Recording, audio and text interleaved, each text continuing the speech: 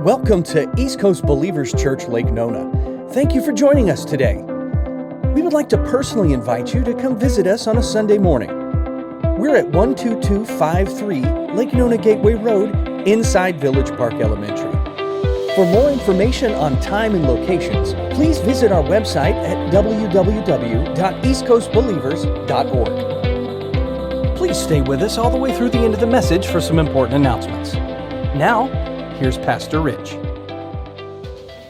Well, listen, we want to get right into our message, and what we're doing is we're continuing in a series that we've been in where we're going through the book of James. How many of you guys have been here for this series so far?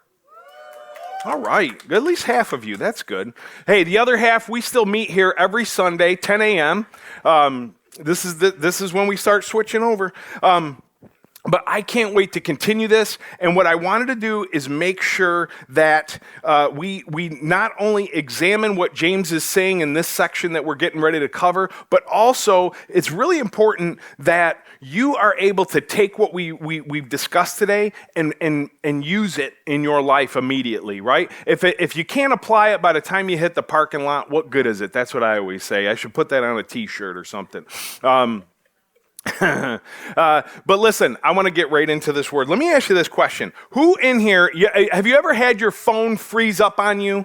Like where the screen, like nothing works, you're tapping it, you're hitting it, you're sliding buttons, and you kind of start to panic a little bit, and nothing is working. Your phone's just stuck, and you know that nothing's going to work, right? It doesn't matter how many times you tap it, nothing's going to work. The only thing that you're going to be able to do to get that phone to work again is that you're going to have to reset your phone. How many of you guys have been through that before? Like, what you don't do is you don't go, oh, it's froze up and throw the phone away. Unless you're one of my kids, right? One of my kids, I need an upgrade. My phone's glitchy. I need an upgrade. You know, this is a side note. This ain't my notes, but this is a $1,500 pocket computer. These kids walk around with these things like this is just a thing to have. Like, this is what people have always had. Like, Alexander Graham Bell had one on him. Like, this is what people have always had. Like, this would get you to the moon if it was 1962. But kids don't care. We don't throw our phones away. We don't go buy a new one just because it froze up. We simply do the basics. We restart and we reset it so that it works like it's supposed to. And how many of you know this? That faith can be the same way. Look, your faith, if you believe in God and you've been walking with God at some part in your life, you know your faith doesn't go away. It's still there, but maybe there's a point in your life where it just feels like my faith is just not moving. My faith is just not producing. It doesn't feel alive in a way that it once did. And today, as we celebrate our Back to School Sunday, as a lot of our families here and a lot of people, we know that our life and schedule in the season is shifting. Schedules are resetting. And I believe that this is a perfect time of year where God can invite us to reset our faith. Not just what we believe in our heads, but how it shows up in our life. So I want to ask you this question. What would your life look and feel like? Would your life look and feel different this season if your faith got a reset? Not just in what you believe, but in how you live. Would your life look and feel different in this season if your faith got a reset? I mean, we all know what it's like when things stop working. We all know what it's like when a breaker trips. We all know what it's like when your computer freezes. And if you grew up poor like me, you know what it's like to have more lights on the dashboard of your car than you have off, right? Like, there's just so many things. And you know what I'm talking about? Like, every 100 miles, you gotta unplug the battery so the engine light goes off, right? Anybody from New York State used to have to get a New York State inspection? Where my New York Staters at? Yeah. You know how you just have to trick the mechanic into thinking you didn't have an engine light on because they make you do repairs? That's how poor people live. There's wealthy people in here like, what are you talking about? What's an engine light? You know what I mean? Like, some people grew up different, bro. This has had nothing to do with my notes again, but I just got to tell you that one time I had a car, I had a sensor that was bad. That's all it was. It was a sensor. It was $300. It didn't do nothing, and I didn't need it, so I stuck a piece of tape over the engine light because it made me feel like I had my act together. And that engine light was just there going, "You loser," right? You know what I'm talking about? And that's me projecting on everyone else. Maybe you didn't feel that way, but I did in the moment, in the car. But you know, when that stuff happens, right? If any of you ladies have been in the bathroom and you got a straightener plugged in, you got curling iron plugged in, and you got a hair dryer plugged in, and then you can't fathom why the GFI keeps tripping. Well, I don't understand. It just. And what do you got to do? You know, when the GFI in the bathroom trips, what do you got to do? You got to click. You got to reset that thing, or else you ain't doing your wig, ladies. You ain't getting that wig done. You got to reset that thing. And listen, that's how life works, isn't it? Sometimes our health needs a reset. Right? Sometimes we're like, you know what? I've been on vacation. I went on that cruise, and I've been eating wrong. And ever since we came back, we had that Chipotle, and I didn't do right, and the Takis are empty, and you just went in, right? You ever just go in for a season, and then all of a sudden that pair of pants you had shrunk? Did you put these in the dryer? No. Sometimes there's a button on your shirt and it's the hardest working thing in the room, just trying to keep everything in. Some of us got buttons on our shirts right now. They're like, the button is screaming for, "Dear God, help me." Just waiting to launch like a rocket. Sometimes our health needs a reset. Sometimes our budget needs a reset. You ever live like you made money? They're just seasons, right? You're just like, oh, it's imaginary. It's not real. It's just, they keep taking my card, so there must be money. And then reality hits, and you know, like, look, we got to reset. Sometimes you need a reset in your relationship, right? We got married people in the place? A handful. Okay, well, yeah. Well, there was a bunch of kids up here, so I hope we got some married folk. I'm not saying you got to be married, but it helps sometimes, depending. But you know, right? If you've been married for any length of time. Matter of fact, if you've been in a relationship with someone who is of the opposite sex than you, you know sometimes you just need a reset where you got to go, wait, listen, stop. I'm not stupid and you're not crazy, right? Women think men are stupid. Men think women are crazy. Like, it's just how it's going. We're like, wait, stop. We like each other. Do you know what I'm talking about? One time, me and Allison, we were arguing for like a week straight. Literally, I forgot what started the argument. And do you remember this? I went into the bathroom, and no joke, I said, "Woman, listen to me. You're my lady, and I'm your man. I ain't going nowhere. You ain't going nowhere. I don't even remember what we're fighting about. Can we just stop?" And she literally does it. Only time it ever worked. She literally did. She goes, "Yes." Reset. We reset. We had fun, and then we argued again next week. But it doesn't matter. So you're laughing because this is how you live too. So, I ain't even in the message yet. Faith reset. Everything in life every now and again needs a reset. And listen, your faith's not that different. It's not really that different. Sometimes your faith needs a reset. It's not because you stop believing in God. It's not because you doubt God's love for you. It's that your faith kind of stalled out. It kind of tripped like that GFI. It froze up like your computer or your phone, and it's become something like you agree with in your mind. Like in your mind, you know and agree, but it's no longer, your faith is no longer shaping your decisions, your priorities, or your actions. And what happens is that we need to reset our faith. And when God invites you to reset your faith, He's not just talking about like your personal quiet time with him. He's talking about something that is going to touch every single area of your life. It's going to affect how you lead your family. It's going to affect how you spend your day, how you love your spouse, how you handle your finances, how you walk in integrity in your business and at your job, and how you live in your community, and how you show up to church during worship and not after. You can guilty laugh, because I know you're guilty. And the usher team knows too. I'm just kidding. Thank you for being here today. Listen, that's exactly where James is about to take us in this last section of James chapter 2. And he doesn't just talk about faith as an idea, and what he wants to talk about is how faith shows up in action and what it looks like when faith is missing, when that action is missing. Are you guys ready for this today?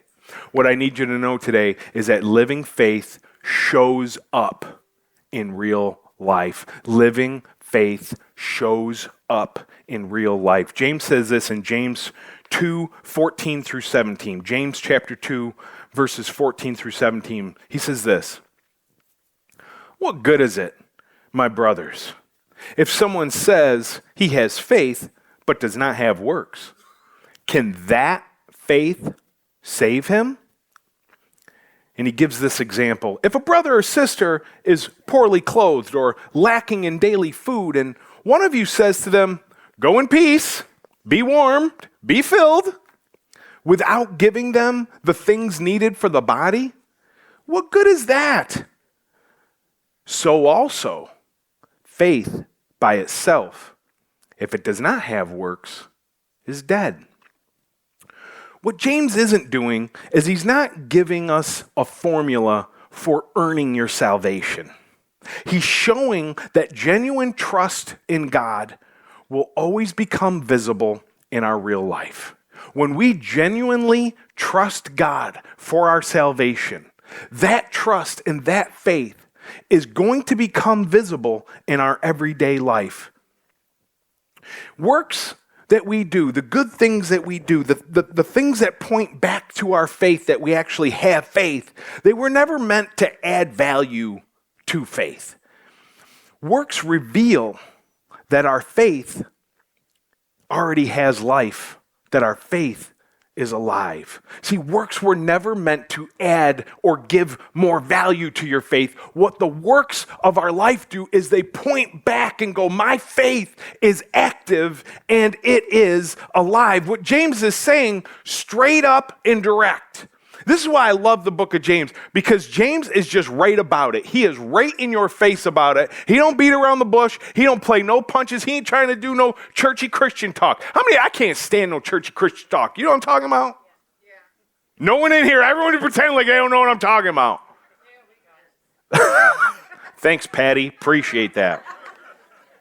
Patty's from New Jersey. She knows exactly what I'm talking about. You know what I'm talking about? When people just kind of beat around the bush a little bit, they try to make something serious, like that's kind of dire and's got to be addressed. They make it sound all sweet, like they're Mr. Rogers. James isn't Mr. Rogers. I'm going to tell you that right now. James might be a neighbor, but he ain't Mr. Rogers. I'll tell you that much. James is saying it straight up and direct. Faith without action, it's not just weak. If your faith doesn't have action, he's not saying, oh, you just got some weak faith. No, he's saying if your faith is without action, your faith is actually lifeless. It's actually dead. Real faith is never alone. It always is going to produce tangible action. A living faith isn't just something that we think about. It's not just something that we talk about. It shows up in how we live, in how we respond to God, how we respond to other people. You're going to see it happen in your everyday life. What James is not saying is that faith plus works equals salvation. Some people read this and that's what they think, that James is saying, well, I got to have some good works or else I can't get into heaven. That's not what James is saying at all. He's not using that as an example. James uses the example of the brother or the sister that's poorly clothed. In verse 15, when he says, if a brother and sister is poorly clothed, lacking daily food, and one of you says to them, go in peace, be warmed, be filled.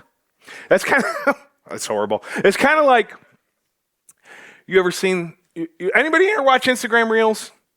You can pretend to be extra holy. That's okay. It's okay. Just do one of these. It's okay. Only I can see you. It's just between us. Yes, Instagram Reel. You ever seen when someone has an accident and a person drives by and they go, "You can't park there"? Do you know what I'm talking about? Nobody? Okay. I'm not telling you to watch some reels, but it's a lot better than any show on television. I'm going to tell you that right now. But there's this reel, and people get into an accident or they, run into a tree and people drive by, they're like, "You can't park there." That's not helpful. You're not helping me. You're baiting me. You're getting me upset. That's basically how James is saying. He's like, listen, if you see someone and your brother and sister in Christ, you see someone in your church and they don't have the proper things that they need to live. They don't have clothes. They don't have food. And you just merely walk by and go, "Be blessed. Good luck. You're going to need it. You can't park there. Hope there's no lights on your dashboard." Like, you can't do that. James is basically saying you've done nothing. You've done nothing. That faith you have, that faith you talk about, that faith that resides in some sterile room in your brain, it's dead. It's a dead faith. Wow. Is anyone with me on this? James uses that example because it's super practical. He's saying you can have the right theology and at the same time still walk past someone with a need without lifting a finger. Living faith isn't just heard in our words. It's seen in our actions. Here's another way to look at this. If you can't really identify with James's example here, here's another way to look at it. Ready? This is how you know faith is at work in your life. If you need to fix a relationship in your life, and you know you need to fix that relationship, James is basically saying, then go make the phone call. Go send the text. Don't just say, "Hope it works out." Yeah. Right? The answer isn't going to be found. More faith isn't going to be found in more learning. Sometimes people are like, "You know what? I'm going to read this one book, and then I'll do this. You know what? I'm going to wait for this season of my life, then I'll do this," right? It's not going to be found in more learning. More faith, and that faith reset you need, it's going to be found in action. It's going to be found in your action. The reset we need isn't going to be found in getting more information. It's found in transformation. Reset happens when faith moves out of our head and into our hearts. It's not just something we say or think or agree with. A lot of times I know that's what we think. Listen, I'm talking to me too. I'm not just up here like as the expert. I'm trying to tell you I've lived this too, where you could think like, "You know what? Look, I know God loves me. But right now, I just need a selfish season. I just need a break from things. Basically what people are saying is, I need a break from Jesus. I need a break from living from Jesus. I need a break from exercising the faith I say I have, and I'm going to take my faith and I'm going to stick it over here in a corner, and I'm going to feed it a couple crumbs here and there. I'm going to listen to a couple messages from Pastor Rich once or twice a month. Like and subscribe. I'm going to be late for worship. Oh. How many of you know we start at 10 a.m.? If you miss 10 a.m., you miss the best part of the whole service. I promise you, our worship team's way better than my preaching. I'll tell you that much right now. You want to get a hold of God, you ain't got to listen to me. I promise you that much. What are we talking about? My point is this.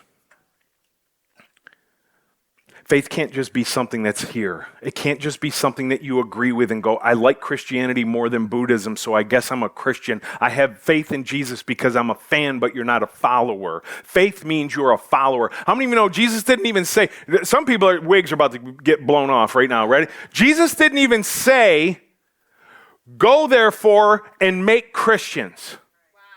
He said, go make disciples. Go make people who act and look like me. In perfection? No. In their daily walk, in their daily life, when their faith gets to a place where it's dead and lifeless, this is where you need that reset, where you don't go, you know what? At the end of the month, I'm going to go to church. You know what? Eventually, I'm going to get on one of them teams. Or, you know what? I'm not going to do small groups this year. I'm going to do them next year. Because next year, nothing will be going on. Tomorrow's always the best day to start something because we're too scared to do it now. But what if your faith needs to be reset and you need to do it not by thinking about it, not by contemplating it, but by taking some action on it and letting your faith make your commitments and your priorities for you. We all need that in seasons of our life. Here's some signs that you might need a faith reset. And James says this in James 2:18 through 20. Ready? You listening? Who's listening? Two-thirds. That's fine. That's better than earlier. How about now? Oh, yeah, all right, yeah. That's 7/8. I don't even know how much that is. What if I asked the teachers how much that is, like decimals, and nobody knew? And then they got mad at me and never came back? It's 0.87. But anyway, I don't know. There is a message here today, I promise you, but sometimes there's people here, they bring out humor in me, and I just tell jokes. James 2:18 through 20 says this, and this is what I need you to hear, like, sometimes when we read the Bible, we read it like this real sterile book, right? Like the people in the book, or the people writing can't be humans, right? And they don't utilize different literary styles, like, they're just like, oh, yes, it's not like that. Like, these were real normal people who had real normal human emotions, and James is something different. Like, James is all about the action. He's direct up in your face, and he's basically the example in the Bible of, if you can't practice it in the parking lot, why are we even talking about it? He's straight up, and he says this, ready? He goes, after he makes his point earlier, he goes, I know, he goes, someone will say, you have faith and I have works, right? Like, look, you got faith and I got works. Like, they're two different things. They're two separate categories. You got that one and I got this one, right? And James says, show me your faith apart from your works. Go, try and show me your faith apart from your works. If your faith is just residing in your head, you go ahead and show me where that is. And James says, and I'll show you my faith by my works. He says, I love that, dude. I'm sorry, the Bible makes me laugh constantly. I read it with a good sense of humor, and I'm telling you right now, James is dropping some grade A sarcasm on them right now. How many of you like some good sarcasm? Unless it's done to you, but when you do it and it's really good and it lands right, you know that's gold, right? Nobody? You can pretend you're holy, that's okay. That's okay. You know what I'm talking about. Watch, James is about to you got to read this. Like, when you read this, you got to read like James's tone in this. Like, I'm not saying he's being like a jerk, but he kind of is a little bit, which I kind of like it. But watch what he does. He says, oh, this is what I do when I read the Bible. Like, I read it like I would say it, right? He goes, oh, you believe God is one? You do well. Basically, he's like, oh, you have good theology? Oh, you believe God is one? God is plural? God is a whole, right? He is triune. You believe God is one? Good for you.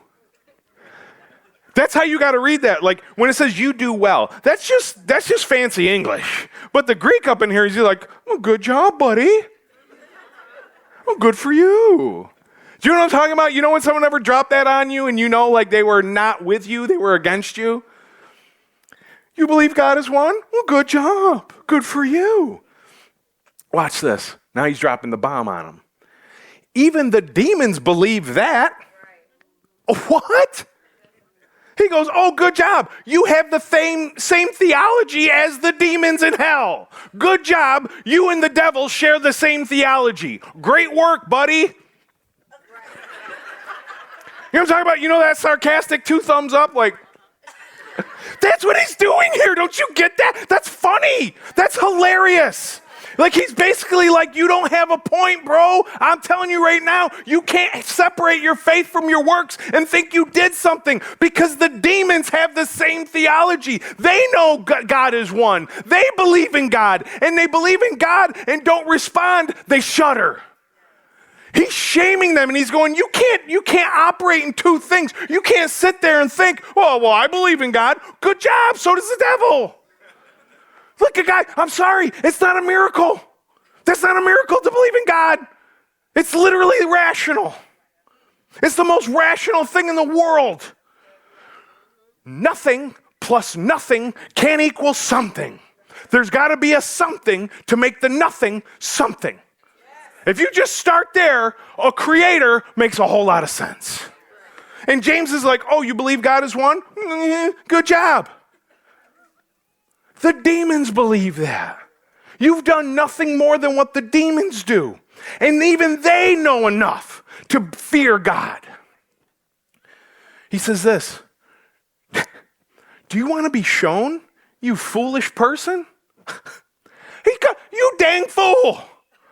That's what he's saying right now. Do you want to be shown, you foolish person, that faith apart from works is useless? James dismantles the idea that faith and works can be separated, and he makes it really plain that real faith is always seen in what it produces and what it commits to. Real faith is always seen in what it produces and what it commits to. Even the demons had good theology. They have perfect theology, actually. The problem is what they know to be true. Listen, what the demons know to be true isn't reflected in how they live. And for some of us, the same thing could be said. In fact, the demons' actions proved opposite. They knew something to be true and still rejected it. You can believe right doctrine. You can be a part of the perfect, best church in the world. Stained glass carpet. Doesn't smell like goldfish. Oh, you wait a couple months, this whole cafeteria smells like wet goldfish. I'm talking about the cracker. You know what I'm talking about? A wet animal cracker in here. Pastor wears a suit, respectable. Hasn't told a joke since 1987. You could belong to the best church ever. Not this one, but a good one.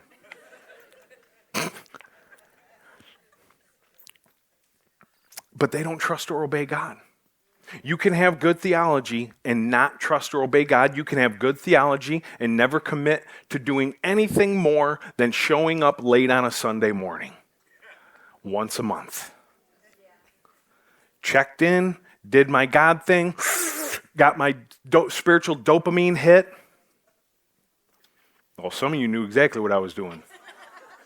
That's okay, you're in the right place, I promise you. You got the right pastor. You got the right one today. Listen to me. God doesn't care if you get your spiritual dope hit for the month. And then it wears off. Man, I got to get back. I lost that feeling. Listen, you want to keep that going? You need a faith reset. You want to keep that going? Your faith's got to be seen in how you live. You want to keep that going? When the lady at Publix starts cursing you out, don't curse her out back. What? I know she's got it coming. No one likes her. Everyone's got that person at their Publix. That worker that you recognize, you're like, don't mess with her, she ain't nice.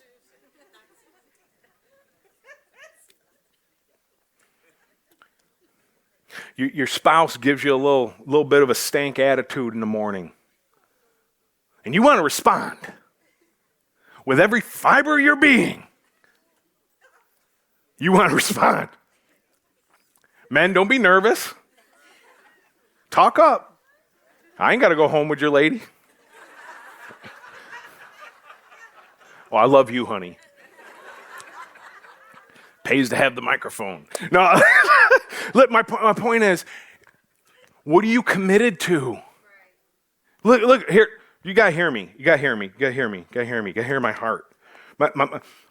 I know I use humor to preach truth, but that doesn't mean that the truth I'm saying doesn't hold sway or weight. Listen to me. I'm telling you right now, as a pastor, I've encountered so many of you, and we've had great conversations about a lot of things going on in your life. And for some of you, you've not brought some of those things to my attention or our leaders' attention. That's okay. All in due time. My point is this. I'm not speaking against you. I'm speaking with you. And what I want you to hear is this. If you need your faith to be reset because you know it's gone cold, you know it's stagnant, it's frozen up, it's stuck. Listen, and you're tired of seeing the same issues reoccurring in your life over and over and over again. You know what I'm talking about? Like, it seems like every season, you're like, I'm tired of this. And for a couple weeks, you handle business, and then it just dips down a little bit. This is why we do what we do here. And when I invite some of you, be like, man, I'd love to get you on one of our teams.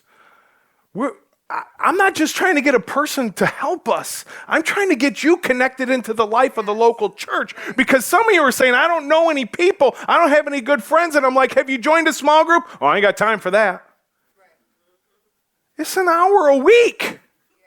You meet with some people that you do life with, that you do church with. They pour into you, you pour into them. Maybe you do a Bible study. Maybe it's a ladies' dinner or the men's dinner. Listen, you want to know how easy small groups here are at East Coast Believers Church? We got a Disney fireworks group, for goodness sake. What do? Go to Disney World, watch fireworks. If you can't commit to that, I don't even know what we're doing anymore. That's about the easiest on-ramp you can get.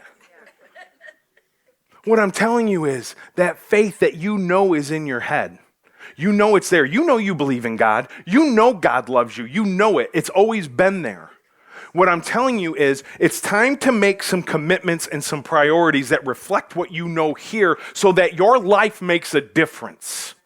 How many of you want their life to make a difference for somebody? How many of you want your life to make a difference for a generation in your family? How many of you know that the only way your family's going to change is it's going to start with you? Because you know darn well the rest of the people in your family aren't going to take those steps. You know it might have to be you. There's got to be one person in your family that says enough of this direction. Enough of this happening in our family. Enough of this happening in my home. We're going to change it. It's got to stop now. That's got to be reflected in your priorities. That can't just be because you believe God here. Listen, I'm glad you're watching The Chosen. I'm glad you're watching The Chosen. I hope you love it. Rewatch it. But if that's where it stops, and it doesn't hit when you get to the doorstep, and it's not reflected in what's going on in your private life and what's going on in your public life, if it's not reflecting in your commitment, even here on a Sunday or at whatever church you attend, that's how you know your faith is ready to make a difference. How many of you guys are with me on that? Good, because small group sign-ups start August 17th.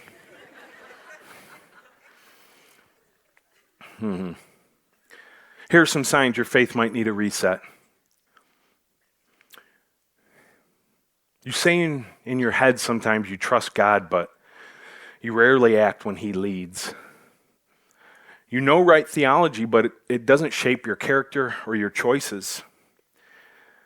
You want to see change, but you stop taking steps with God because your faith lives in your head and not in your habits. Some of us have drifted from consistent connection with God and God's people to some level of inconsistent. You know you need a faith reset when you used to worship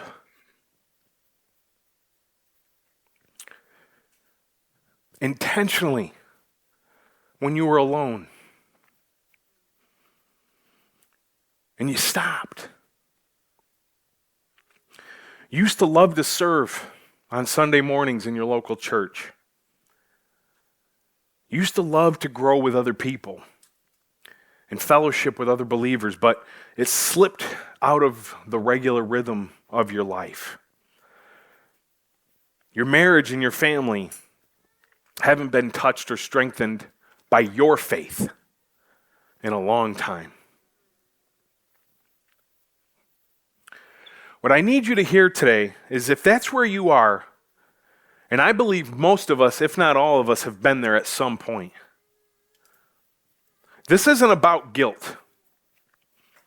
This is about God inviting you to re-engage with Him personally and to bring your faith into your everyday life.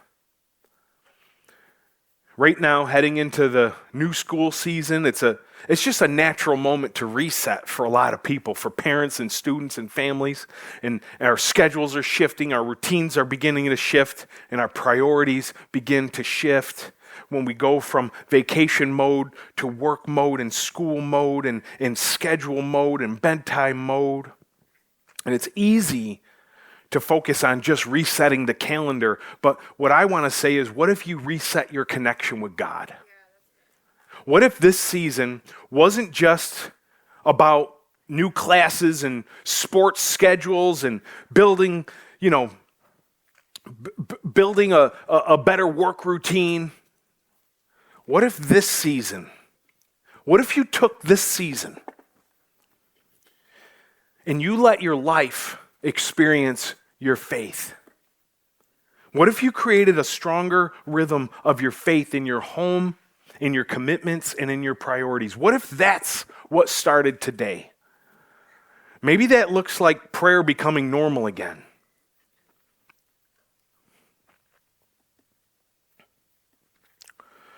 And I know there's someone here that misses. They miss God. I know it. I know someone here, you know God, and you miss Him. And He's not angry with you. God is a good Father. He is not an abusive dad. He's not here to guilt you or shame you.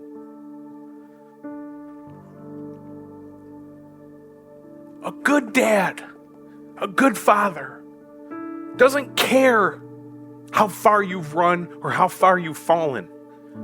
They'll take care of that later. They just want you home. And I can hear God saying right now, I used to have a home in your life. I used to have a home in your heart. I used to have a home in your priorities, in your words, in your love. I used to have a home in your service. I used to have a home when you fellowshiped with other Christians. I used to have a home there and you kicked me out. You ran away from that. And God's not saying, how dare you? God's saying, come home. Reset your faith today. It doesn't take some big, long penance. It takes one act and one decision. What I need you to hear today is, James isn't talking about faith being about busyness or just doing more religious activities as if you could contain your faith in God into a couple hours on a Sunday. He's talking about transformation that touches every part of your life. Resetting your faith means it goes from getting information to experiencing transformation to seeing it in the application of your everyday life. God wants to transform you. Near the end of this chapter, James talks about two people in James chapter 21 to 25, and he talks about Abraham. He says, our father Abraham was justified by works when he offered up his son Isaac at the altar. He said, you see that faith was active all along with his works, and his faith was completed by his works. And then he talks about another person in the same context, in the same frame. He talks about Rahab the prostitute. So when James wants to give an example of two people in the Bible whose faith wasn't just residing in their head, it was seen in their lifestyle. It was seen in how they made decisions. He talks about the patriarch and he talks about the prostitute. And he says, you know what they had in common? They lived their faith. They lived their faith. Rahab got married, just letting you know. I know someone's there like, say what now? Listen, Abraham was a patriarch. Rahab was a prostitute. Abraham lived respected. Rahab lived rejected, but not by God. Their faith wasn't just seen in their words. Their faith wasn't the thing that saved them alone. It was the faith they put in God. And then everybody else knew the faith they had in God because they began to live it out. They walked it out. It made its way into their commitments. It made its way into their priorities. It didn't stay stuck somewhere in some theological bookshelf or some preference. It didn't stay stuck in a denomination. It didn't get mad at people who didn't get God right. How many of you know this? You can get church right and get God wrong. You can do church perfect and then still not do God really well. I'll tell you right now, we will never be a perfect church. Every week I go home and go, I ain't ever doing that again. I quit. This is the worst thing I've ever done in my life. I'm terrible at this. I hate this. I hate doing this. I hate myself. I look at myself in the mirror and my lit up dashboard. I don't really say I hate myself, but I'm like, I stink at this. This is horrible. We stink. All of us stink. We all stink. And then by Monday morning, I'm like, I'm just kidding, God. I love you. I'm going back to work now. I just quit for the day. I'm just tired. Because we're going to mess stuff up, right? We're going to mess stuff up. But we got to get God right. We could get this wrong every week. Ty can play the wrong chord. Diana can miss service. We can forget our drummer. No one even knows who this guy is. Just kidding. His name's Matthew. He's pretty awesome. We can get it all wrong. And I'm still going to ask you to come back next week. Give us one more chance to get it right. We'll tweak it. But man, we got to get God right. We got to get God right. And that only I can't get God right for you. I got to get God right for me. I got to get God right for Allison. I got to get God right for my family. I got to get God right for you guys in the sense that I got to be an awesome pastor, and I can't do that if all I do is study theology, but don't take time for people. I don't pray with people. I don't help people grow in their faith. Well, what about you? How can you get God right this week? How can you get it right? How can you bring it back to your home? How can you bring it back?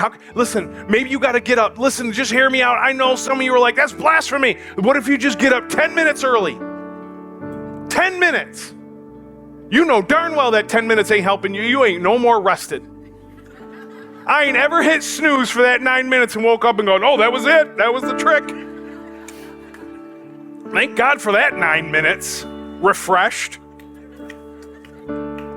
It's never happened in the history of anything. Whoever came up with that is the devil.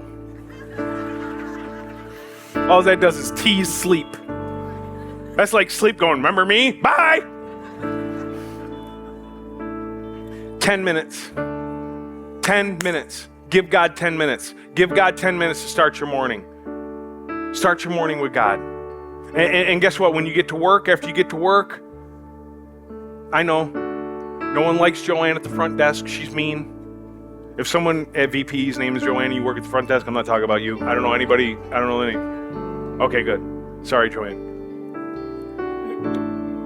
What you want to do is you want to take your faith. You want to take that 10 minutes you spent. You want to go, okay, God, I love you.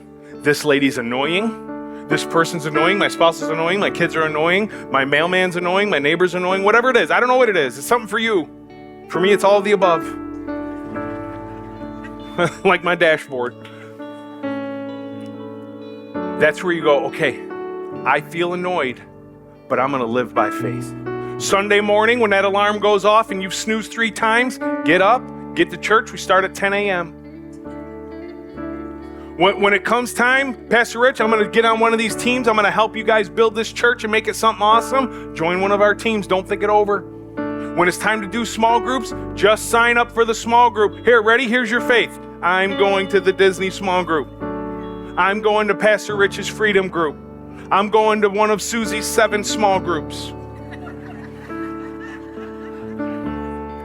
Make a commitment. Make a commitment. You know what, gentlemen? For all the husbands and dads are here, I'm going to talk to you for a minute. And this isn't to shame you, because believe me, I'm looking in the mirror saying this right now. If you don't lead your family spiritually, that means it all goes on your lady. It all goes on your spouse. Doesn't mean our ladies can't lead. It just means you have a responsibility. You get your family here on a Sunday. Your wife shouldn't be waking you up going, we're going to be late for church. You should be waking her up and going, woman, we're going to be late for church because of you. That GFI trip because of you. We're late to church because of you. Pastor Rich said start at 10 a.m. Lead them. Lead them. Lead them. Family, listen to me. You got to hear me. 90%, this is an actual statistic, 90% of families continue going to a local church if the husband and the father go to church. Why? I don't know. Maybe it's God's design. Sounds practical. Listen, James gives us a real vivid picture to wrap this up, and I'm going to wrap this up right now. Watch me. Ty doesn't believe me, but I'm going to do it. James says this in James 2:26. He says, for as the body apart from the spirit is dead, so also faith apart from works is dead. That's a really powerful image, but basically what James is saying is a living faith is a faith that makes a difference. A living faith makes a difference. A living faith isn't about being perfect, it's about taking action. What I want you to know is, don't just reset your intentions to have a better year this year. Let's make this year a year we reset our faith and reset our life. And I know some of us have been living a faith that's stuck, and I want to challenge you. Take one step today. Take one step today. Make one commitment for me. And I promise you, if you'll take me up on this commitment and on this challenge I'm about to share with you, if you'll take me up on this, your life, your marriage, and your family will never be the same. I can guarantee it. If you give God 1 year of your life starting today, you just say, God, this year, I'm giving you 1 year of my life. I'm going to get on a team. I'm going to get on small groups. I'm going to make my attendance regular. I guarantee you, you will watch your life slowly but surely change and alter. 1 year fully surrendering to God.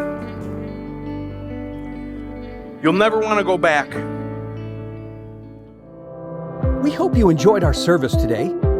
If you made a decision for Jesus, we want to connect with you. Please text EC Saved to 94,000, and we'll get you some information on your exciting next steps with Jesus.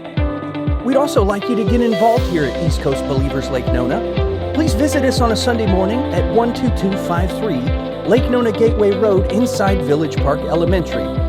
Please check the website www.eastcoastbelievers.org for more information on times. Thank you so much for joining us today, and welcome home.